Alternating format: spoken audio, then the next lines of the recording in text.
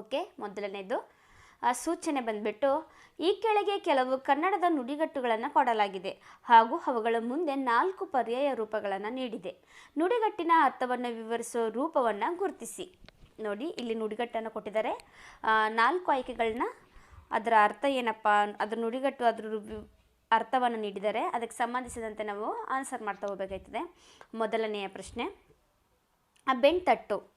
ಬೆಣ್ತಟ್ಟು ಎಂಬುವ ಪದದ ಅರ್ಥ ಬಂದ್ಬಿಟ್ಟು ಆಯ್ಕೆ 1 ಹುರಿದುಂಬಿಸು ಎಂಬ ಅರ್ಥವನ್ನು ನೀಡ್ತದೆ. ಓಕೆ, ಮುಂದಿನದು ಹೊಂಚು ಹಾಕು. ಆಯ್ಕೆಗಳು ಬಂದ್ಬಿಟ್ಟು ಆಯ್ಕೆ 1 ಕಪಟದಿಂದ ಮೋಸ ಮಾಡು, ಆಯ್ಕೆ 2 ಕಳ್ಳತನ ಮಾಡು, ಆಯ್ಕೆ 3 ಕಣ್ಣು ಹಾಕು, ಆಯ್ಕೆ 4 ದಾರಿಗೆ ಅಡ್ಡಿ ಆಗು. ಇರುವಂತಹ 4 ಆಯ್ಕೆಗಳಲ್ಲಿ ಈ ಒಂದು ಪ್ರಶ್ನೆಗೆ ಸರಿಯಾದ ಉತ್ತರ ಬಂದ್ಬಿಟ್ಟು ಆಯ್ಕೆ 1 ಕಪಟದಿಂದ ಮೋಸ ಮಾಡು ಎಂಬ ಅರ್ಥವನ್ನು ಹೊಂಚು ಹಾಕು ಪದ ನೀಡುತ್ತದೆ. ನೀರು ಕುಡಿಸು. ಆಯ್ಕೆಗಳು ಬಂದ್ಬಿಟ್ಟು ಕೊಡದಲ್ಲಿ ನೀರಿಡು, ಮೋಸ ಮಾಡು, ಪ್ರತಿಕಾರ ತೀರಿಸು, ಬಾಯಾರಿದವರಿಗೆ ನೀರು ಕುಡಿಸು. ಈ ನೀರು ಕುಡಿಸು ಎಂಬ ಪದದ ಅರ್ಥವನ್ನು ನೀಡುವ ರೂಪ ಯಾವುದಪ್ಪ ಅಂದ್ರೆ ಆಯ್ಕೆ 3 ಪ್ರತಿಕಾರ ತೀರಿಸು. ಓಕೆ, ಮೂರು ನುಡಿಗಟ್ಟುಗಳನ್ನು ನೋಡಿದ್ವಿ. ಮುಂದಿನ ಪ್ರಶ್ನೆ ಬಂದ್ಬಿಟ್ಟು ಕೊಟ್ಟಿರುವ ಪದಗಳಿಗೆ ವಿರುದ್ಧಾರ್ಥಕ ಪದಗಳನ್ನು ನೀಡಬೇಕು. ಆಯ್ಕೆಗಳು 4 ಇರ್ತವೆ. 4 ಆಯ್ಕೆಗಳಲ್ಲಿ ಒಂದನ್ನು ನಾವು ಆಯ್ಕೆ ಮಾಡಬೇಕಾಗುತ್ತದೆ. ಸುಗಂಧ. ಸುಗಂಧ ಪದದ ವಿರುದ್ಧಾರ್ಥಕ ಬಂದ್ಬಿಟ್ಟು ಆಯ್ಕೆ 3 ದುರ್ಗಂಧ. ದುರ್ಗಂಧ ಎಂಬುವ ವಿರುದ್ಧಾರ್ಥಕ ಪದ ಆಗಿರ್ತದೆ. ಓಕೆ, 5ನೇದು ತರ್ಕಹೀನ. ಆಯ್ಕೆಗಳು ಬಂದ್ಬಿಟ್ಟು ಹೀನ ತರ್ಕ, ವಿಮರ್ಶೆ, ತರ್ಕಬದ್ಧ. ಇರುವಂತಹ 4 ಆಯ್ಕೆಗಳಲ್ಲಿ ತರ್ಕಹೀನ ಎಂಬ ಪದಕ್ಕೆ ವಿರುದ್ಧಾರ್ಥಕ ರೂಪ ಬಂದ್ಬಿಟ್ಟು ಆಯ್ಕೆ 4 ತರ್ಕಬದ್ಧ. ಓಕೆ, ಸಂಭವ ಪದದ ವಿರುದ್ಧಾರ್ಥಕ ರೂಪ ಬಂದ್ಬಿಟ್ಟು ಆಯ್ಕೆ 4 ಅಸಂಭವ.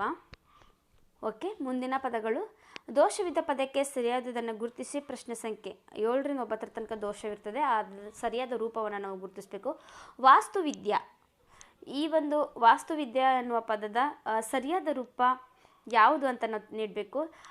ಇಲ್ಲ ಸರಿ ಇದೆ ಅಂತಂದರೆ ತಪ್ಪಿಲ್ಲ ಎಂಬ ಆಯ್ಕೆಯನ್ನು ನಾವು ಆಯ್ಕೆ ಮಾಡಬೇಕಾಗುತ್ತೆ. ವಾಸ್ತುವಿದ್ಯೆ ಎಂಬ ಪದದಲ್ಲಿ ಯಾವುದೇ ದೋಷ ಇಲ್ಲ, ಹಾಗಾಗಿ ಆಯ್ಕೆ 4 ಸರಿಯಾದ ಉತ್ತರ. ಈ ಒಂದು ಪ್ರಶ್ನೆಗೆ ತಪ್ಪಿಲ್ಲ. ಈ ವಾಸ್ತುವಿದ್ಯೆ ಎನ್ನುವುದು ಸರಿಯಾದ ರೂಪ ಆಗಿರ್ತದೆ. ಮೀಮಾಂಸೆ. 8ನೇ ಪ್ರಶ್ನೆ ಮೀಮಾಂಸೆ. ಯಾವ ಮೀಮಾಂಸೆ ಸರಿ ಇದೆ ಅಂತಂದರೆ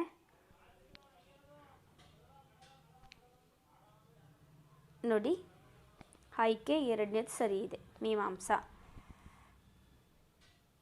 ಓಕೆ, 9ನೆಯ ಪ್ರಶ್ನೆ ಜ್ಯೋತಿರ್ಲೋಕ.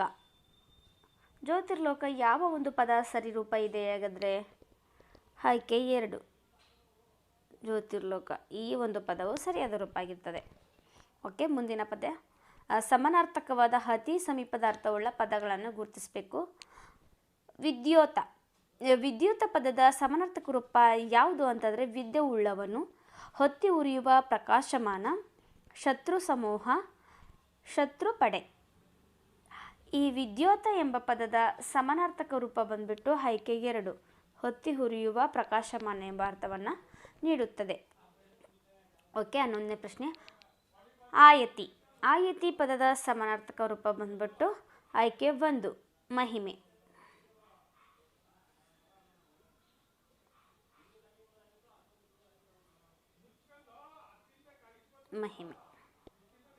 ಓಕೆ, ಮುಂದಿನ ಪದ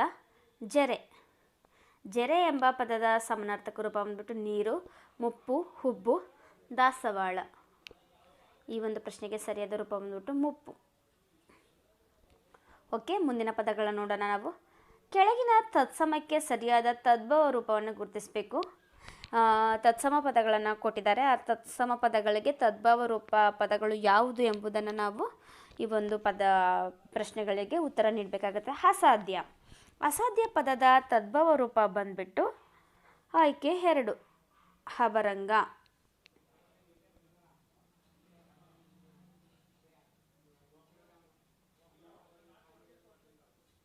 ಓಕೆ. ಮುಂದಿನ ಪ್ರಶ್ನೆ ಧ್ಯಾನಿಸು. ಧ್ಯಾನಿಸು ಪದದ ತದ್ಭವ ರೂಪ ಬಂದ್ಬಿಟ್ಟು ಜಾನಿಸು. ಜಾನಿಸು ಸರಿಯಾಗಿದೆ.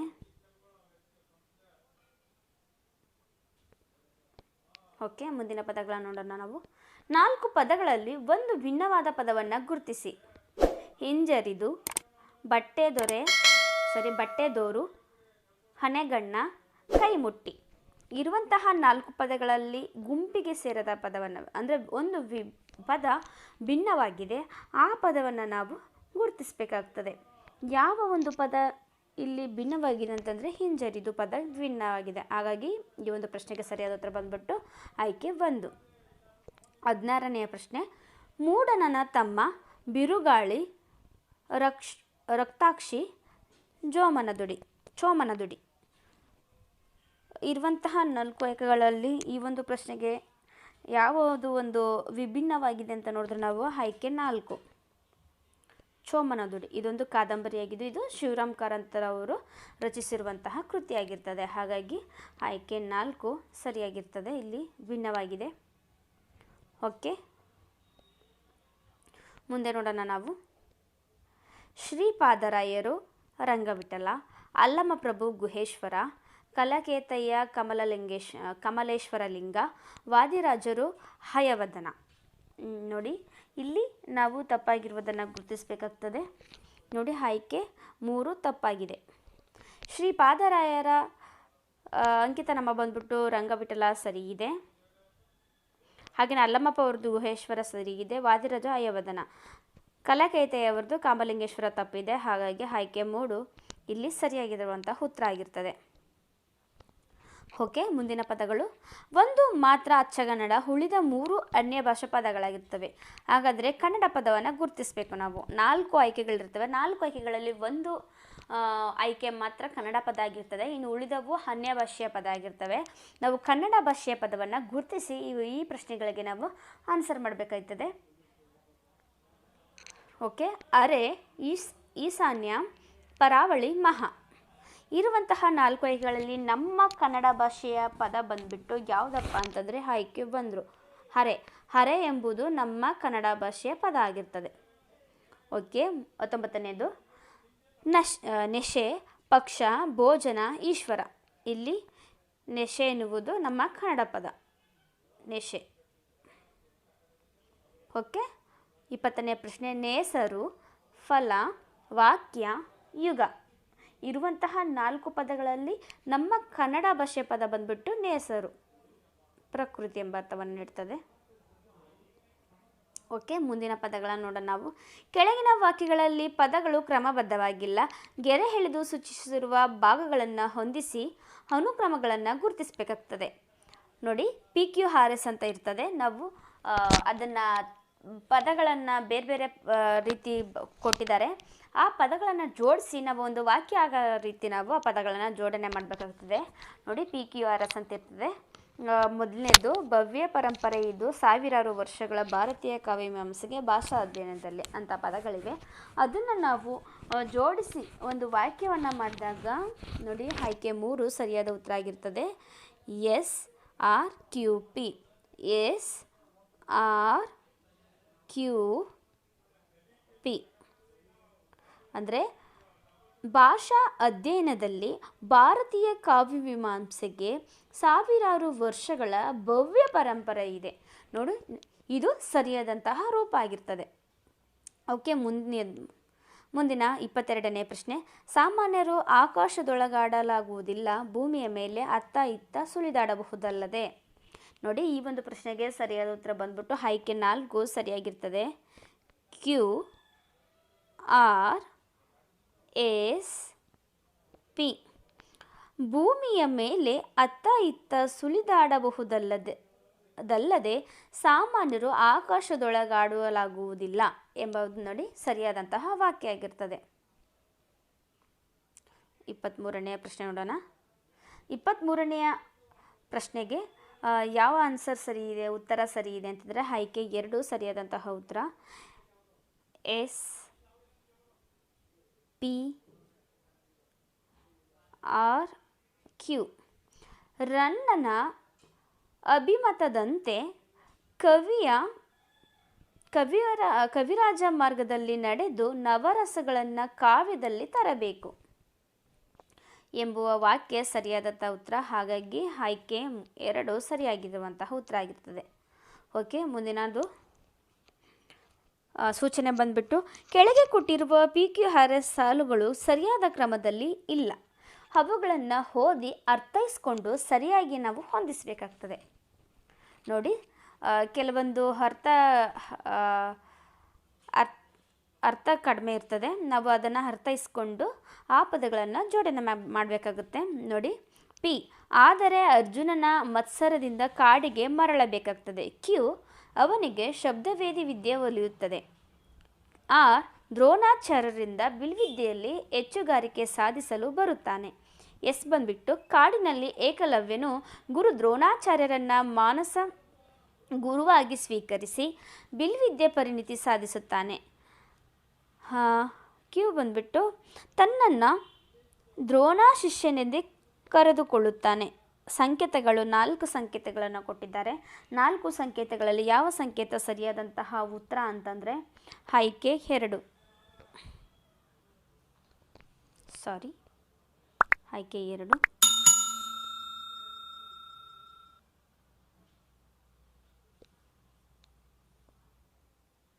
ನೋಡಿ, ಹಾರ ದ್ರೋಣಾಚಾರ್ಯರಿಂದ ಬಿಲ್ವಿದ್ಯೆಯಲ್ಲಿ ಹೆಚ್ಚುಗಾರಿಕೆ ಸಾಧಿಸಲು ಬರುತ್ತಾನೆ. ಆದರೆ ಅರ್ಜುನನ ಮತ್ಸರದಿಂದ ಕಾಡಿಗೆ ಮರಳಬೇಕಾಗ್ತದೆ. ಕಾಡಿನಲ್ಲಿ ಏಕಲವ್ಯನು ಗುರು ದ್ರೋಣಾಚಾರ್ಯರನ್ನು ಮಾನಸ ಗುರುವಾಗಿ ಸ್ವೀಕರಿಸಿ ಬಿಲ್ವಿದ್ಯೆ ಪರಿಣಿತಿಯನ್ನು ಸಾಧಿಸ್ತಾನೆ. ಅವನಿಗೆ ಶಬ್ದವೇದಿ ವಿದ್ಯೆ ಒಲಿಯುತ್ತದೆ. ಇದು ಸರಿಯಾದಂತಹ ರೂಪ ಆಗಿರ್ತದೆ. ಹಾಗಾಗಿ 2ನೇದು ಸರಿಯಾದ ಉತ್ತರ ಆಗಿರ್ತದೆ. ಓಕೆ, 25ನೇದಕ್ಕೆ ಆನ್ಸರ್ ಬಂದುಬಿಟ್ಟು ಆಯ್ಕೆ 2. SQRP ಓದೋಣ. SQRPನ ಎಸ್ ವಚನಗಳ ಅಂಕಿತ ಚನ್ನಮಲ್ಲಿಕಾರ್ಜುನ. ಚನ್ನಮಲ್ಲಿಕಾರ್ಜುನನು ಸರ್ವಭರಿತನು. ಹಾಗೆಯೇ ಈ ಜಗತ್ತು ಶಿವನು ಒಡ್ಡಿದ ಮಾಯೆ. ಈ ಮಾಯೆಯನ್ನು ಯಾರೂ ಗೆಲ್ಲಲಾರರು. ಆದರೆ ಶಿವನನ್ನು ಒಲಿದ ಶರಣನು ಮಾಯೆಯಿಂದ ಮುಕ್ತನಾಗುವನು. ನಾನು ಚನ್ನಮಲ್ಲಿಕಾರ್ಜುನನ್ನೇ ವಿವಾಹವಾಗಿರನೆಂದು ಅಕ್ಕನು ಹೇಳುವಳು. ನೋಡಿ, ಆಯ್ಕೆ 2 ಸರಿಯಾದ ಉತ್ತರ ಆಗಿರ್ತದೆ. ಇದು ಮಹಾದೇವಿ ಅಕ್ಕನು ಶರಣ ಸತಿ ಲಿಂಗಪತಿ ಭಾವದ ಶಿವಶರಣೆ ಆಗಿರುವಳು. ಅವಳು ಹೇಳುವಂತಹ ಪದ ಆಗಿರ್ತದೆ, ವಾಕ್ಯ ಆಗಿರ್ತದೆ. ಓಕೆ, ಮುಂದಿನ ಪ್ರಶ್ನೆ. ಸೂಚನೆ ಬಂದ್ಬಿಟ್ಟು ಈ ಕೆಳಗಿನ ಗಾದೆಗಳ ನೈಜ ಅರ್ಥವನ್ನು ತಿಳಿಸಬೇಕಾಗುತ್ತದೆ. ಹಟ್ಟಕ್ಕೆ ಹಾರದ ಮಂಗ ಬೆಟ್ಟಕ್ಕೆ ಹಾರಿತೆ. ನೋಡಿ, ಇಲ್ಲಿ ಒಂದು ಗಾದೆ ಮಾತನ್ನು ನೀಡಿದ್ದಾರೆ. ಆ ಗಾದೆ ಮಾತನ್ನು ಅರ್ಥ ಏನು ಎಂಬುದನ್ನು ನಾವು ತಿಳಿಸಬೇಕಾಗಿರ್ತದೆ. 4 ಆಯ್ಕೆಗಳನ್ನು ಕೊಟ್ಟಿರ್ತಾರೆ. ಆ 4 ಆಯ್ಕೆಗಳು ಒಂದು ಆಯ್ಕೆ ಸರಿಯಾದ ಅರ್ಥವನ್ನು ನೀಡ್ತದೆ. ಅದು ಯಾವುದು ಅಂತ ನಾವು ಗುರುತಿಸಿ ಉತ್ತರ ನೀಡಬೇಕಾಗ್ತದೆ. ನೋಡಿ, ಆಯ್ಕೆ 3 ಸರಿಯಾದಂತಹ ಉತ್ತರ ಆಗಿರ್ತದೆ. ಕಿರಿದನ್ನು ಮಾಡದವನು ಇರಿದನ್ನು ಮಾಡಲಾರನು. ಹಟ್ಟಕ್ಕೆ ಹಾರದ ಮಂಗ ಬೆಟ್ಟಕ್ಕೆ ಹಾರಿತೆ. ಇದರ ಅರ್ಥ ಬಂದ್ಬಿಟ್ಟು ಕಿರಿದನ್ನು ಮಾಡದವನು ಚಿಕ್ಕದನ್ನೇ ಮಾಡಕ್ಕಾಗದೇ ಇರೋನು ದೊಡ್ಡದು ಹೇಗೆ ಮಾಡ್ತಾನೆ ಎಂಬ ಅರ್ಥವನ್ನು ನೀಡ್ತದೆ. ಓಕೆ, ಮುಂದಿನ ಪ್ರಶ್ನೆಗೆ ಸರಿಯಾದ ಉತ್ತರ ಅಂದರೆ ಗಾದೆ ಮಾತು ಬಂದ್ಬಿಟ್ಟು ಅಲ್ಪ ಕಾರ್ಯಕ್ಕೆ ಅರಸನಲ್ಲಿಗೆ ಹೋಗಬಾರದು ಎಂಬ ಗಾದೆ ಇದೆ. ಈ ಗಾದೆ ಮಾತಿನ ಅರ್ಥ ಬಂದ್ಬಿಟ್ಟು ಆಯ್ಕೆ 4 ಸರಿಯಾದಂಥ ಉತ್ತರ. ಅಲ್ಪ ಕಾರ್ಯಕ್ಕೆ ದೊಡ್ಡವರನ್ನು ಆಶ್ರಯಿಸಬಾರದು ಎಂಬ ಅರ್ಥವನ್ನು ನೀಡುತ್ತದೆ.